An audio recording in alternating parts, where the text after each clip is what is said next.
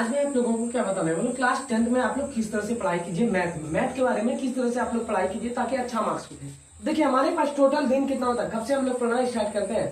Lump sum में हम लोग फरवरी मंथ से तो पढ़ना स्टार्ट कर देते हैं क्लास 10th का। फरवरी से लेकर के कब तक पढ़ते हैं, जनवरी तक। जनवरी तक पढ़ते हैं तो देखिए हमारे पास लमसम में 10 महीना रहता है। कितना महीना रहता है, 10 महीना। प्रत्येक महीना में कितना दिन, 30 दिन। 30 को अगर हम लोग 10 से गुना कर देते हैं तो टोटल कितना, 300 दिन आ गया। कितना दिन आ गया, 300 दिन। हमारे पास कितना दिन है, 300 दिन। अगर हम लोग पर डे 2 सवाल जानेंगे, क्या पर डे 2 सवाल मैथ में अगर सीखेंगे, कितना, 2 सवाल, ज्यादा नहीं।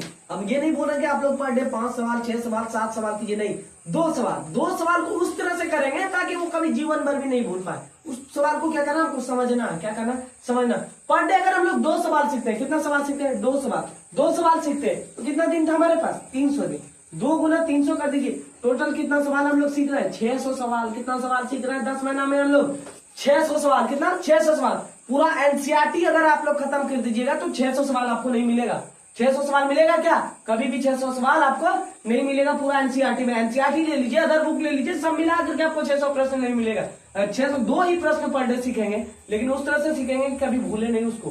क्या करना, रट्टाबाजी नहीं मार रहा है, उसको समझेंगे क्या बोल रहा है ताकि जीवन भर वो क्या हो, हमको पति हो। उसके बाद ही क्या हो पता, जीवन भर वो हमको याद रहे। ऐसा नहीं कि हम लोग रट्टा मार लिए, वो क्या हो गया, चीज को खत्म कर दिए। इस तरह से पढ़ाई नहीं करना।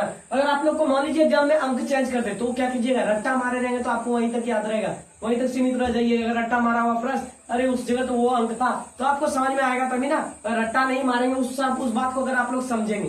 अंक अगर आप लोगों के सामने उस जगह अंक अगर चेंज कर देता है तो क्या कर दिए, उस सवाल को नहीं सॉल्व कर दिया, तुरंत सॉल्व कर दिया। यही रट्टा मारिएगा, रट्टा अगर जो मार दीजिएगा तो 3 था, सोचिएगा अरे उस सवाल में तो 3 था, 3 अब मिलेगा तब ना वो प्रश्न में, 3 नहीं रहेगा तो छोड़ करके आ जाइएगा।